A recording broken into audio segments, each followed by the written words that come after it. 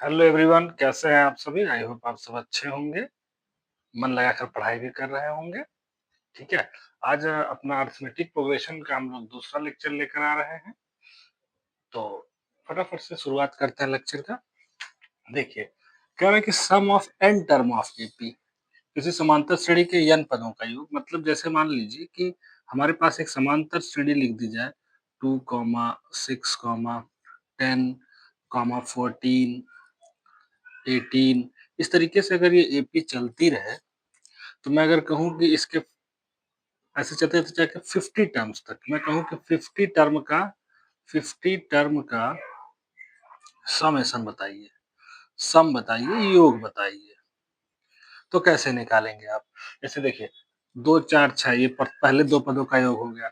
अगर हम 2 + 6 + 10 करें, तो ये पहले तीन पदों का योग हो गया, पहले तीन टर्म का। उसी तरीके से अगर हम 14 भी ले लें, तो ये पहले 4 टर्म का हो गया। तो इस तरीके से अगर कहें कि पहले 50 टर्म का निकालिए, तब हम क्या करेंगे? उसके लिए हमने फार्मूला देखा है कि Sn बराबर होता है n/2 2a + n-1 into D. ठीक है, जहां पर ये जो n है वो क्या है? नंबर ऑफ टर्म्स है, हिंदी में है पदों की संख्या, पदों की संख्या। ए क्या है? प्रथम पद, प्रथम पद, फर्स्ट टर्म है ये। डी क्या है? कॉमन डिफरेंस, कॉमन डिफरेंस, जिसको हम सर्वांतर भी कहते हैं, सर्वांतर। ठीक है, तो फटाफट से फॉर्मूला नोट कीजिए ताकि हम क्वेश्चन लगा सकें। नोट कीजिए।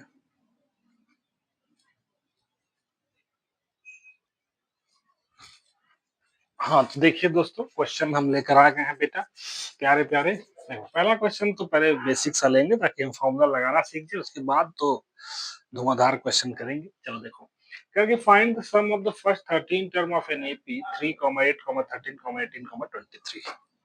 समांतर श्रेणी 3, 8, 13, 18, 23 के प्रथम 13 पदों का योग बताओ। ठीक है, चलो, मतलब कि यहाँ से n का मान कितना दे दिया है? 13, 13 पदों का बोला है, 13 टर्म का बोला है। ए का मान कितना है? 13। डी का मान कितना मेरे भाई? निकाल लो, 13 - 8, कहीं से भी निकाल लो, 5 आएगा वो। ठीक है, डी कैसे निकालते हैं, ए क्या है, ये सब हमने प्रीवियस लेक्चर में देख कर लिया है। अगर आपने नहीं देखा तो जाकर उसको जरूर से देखिए। ठीक है, अब आप फॉर्मूला लगा दीजिए, Sn = n/2 2a + n-1 into T. ठीक है, Sn कितना कह रहा है? तो 13 रखना है, मतलब 13 टर्म्स का। 13/2 हो गया, 2a, तो 2 इंटू ए की वैल्यू कितनी है बेटा? 3। n-1 मतलब 13 - 1 कितना हो गया? 12। डी की वैल्यू कितनी लेनी है? 5। चलिए, कितना होगा? मैं यहाँ जा रहा हूँ। Sn = 13/2 बाहर रहने दो। ठीक है, ये हो जाएगा 6 और ये हो जाएगा 60, तो 6 + 60, तो ये हो गया आपका 13/2 66। ये मल्टीप्लाई, ये काटोगे तो 33 आ जाएगा। अब 33 में 13 का मल्टीप्लाई कर लेते हैं,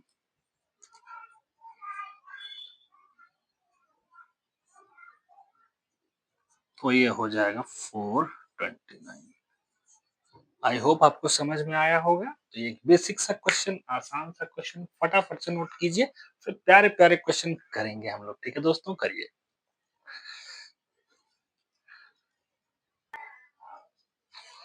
हाँ, तो बेटा ये सेकंड क्वेश्चन देखिए आप लोग फटाक से।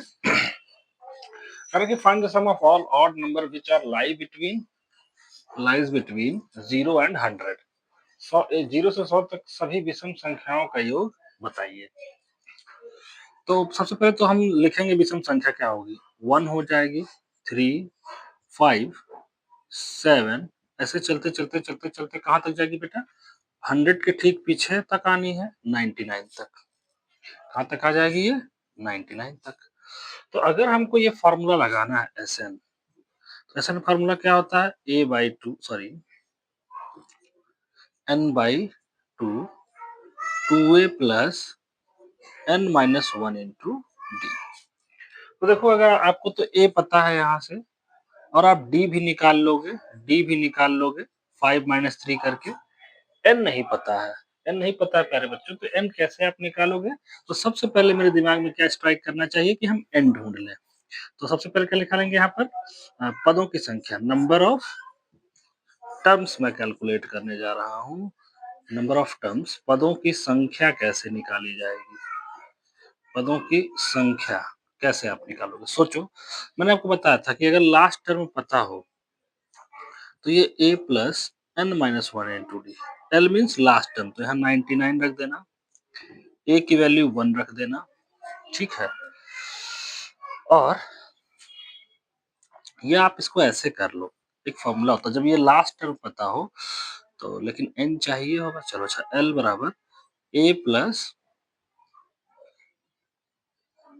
N minus one into d. L कितना है? 99, ए कितना है? 1, देखो ए यहाँ से 1 प्लस एन आपको चाहिए, और डी आपका हो गया 2। तो कितना हो गया? 99, 1 प्लस 2n माइनस 2। अब देखो, ये तो माइनस 1 हो गया, इस सबको आप सॉल्व करोगे तो 2n बराबर 100 आ जाएगा और n बराबर 50। मतलब इस पूरे सीरीज में बेटा 50 टर्म्स होंगे, ठीक है। अब आपको अगर एक बार 50 टर्म्स पता चल चुका है तो आप अब एस एन लगा दो यहाँ से। एस एन बराबर n by two, two a plus n minus one into d. S n 50/2, ठीक है। ये हो गया 22 इंटू ए की वैल्यू 1 प्लस 50 माइनस वन यानी कि 49 इंटू डी की वैल्यू है 2, ठीक है। चलिए, एस एन बराबर कितना हुआ? ये तो हो गया 50/2, और देखो यहाँ पे 2 और 49 2, तो ये भी हो जाएगा 50 इंटू टू, 2 से 2 खत्म, 50 इंटू 50 जो है वो हो जाएगा 2500। आंसर।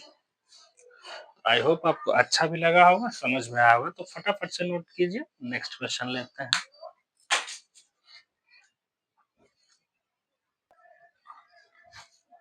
तो बेटा ये क्वेश्चन नंबर 3 देखिए आप लोग। कह रहा है the sum of first 7 term of an AP is 49 and the sum of first 17 term is 289. Find the sum of its n terms. इसे समांतर श्रेणी के प्रथम 7 पदों का योग 49 है और प्रथम 17 पदों का योग 289 है। तो उसके प्रथम n पदों का योग बताओ। मतलब आपको S7 दे रखा है, कितना? 49। आपको फिर तो इससे एक इक्वेशन बना लो। क्या? S7 का फॉर्मूला क्या हो जाएगा? S7 बराबर 7/2 2a प्लस 6d हो जाएगा ये, ठीक है बेटा। फटाफट समझिए, एक कम कर देते हैं यहाँ पे।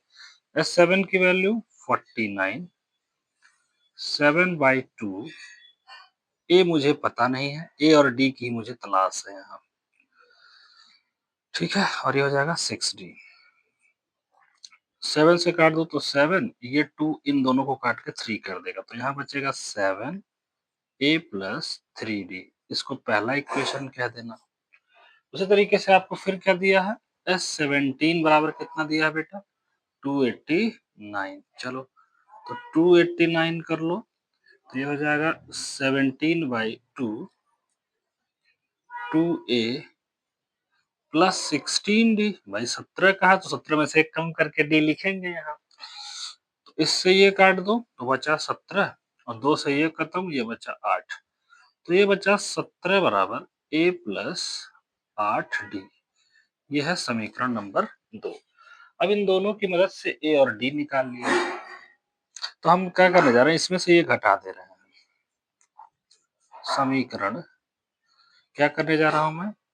2 - 1 कर रहा हूं, तो क्या बचेगा? a प्लस 8D 17 और A प्लस 3D 7 सब्ट्रैक्ट कर दो, ये तो खत्म हो जाएगा। ये बचेगा 5D इक्वल टू 10। तो यहाँ से जो D आया वो आ गया 2 और D2 आते ही चाहे इसमें भर लो चाहे इसमें भर लो, तो क्या हो जाएगा D2 आते ही। फिर से मैं यहाँ जा रहा हूँ, तो 7A प्लस 3 इंटू 2, तो A बराबर हमारा आ गया 1। अब हमको D पता चल चुका है, A पता चल चुका है मेरे बच्चों, तो Sn कैसे निकलेगा? Sum of n term n by 2 2A plus n minus 1 into D. तो n की वैल्यू कितनी है?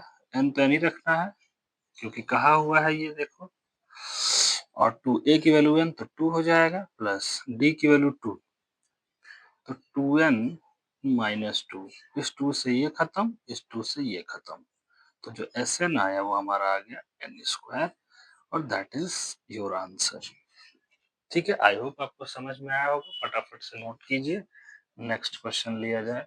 और ये इम्पोर्टेंट भी है, 2024 में पूछा हुआ है, ये एक्सपेक्टेड है। अब मैं गारंटी तो ले नहीं सकता, जैसे सभी लोग लेते हैं कि 99%, 100%, तो वो चीजें नहीं हो सकती। एक्सपेक्टेशन किया जा सकता है, तो नोट करें।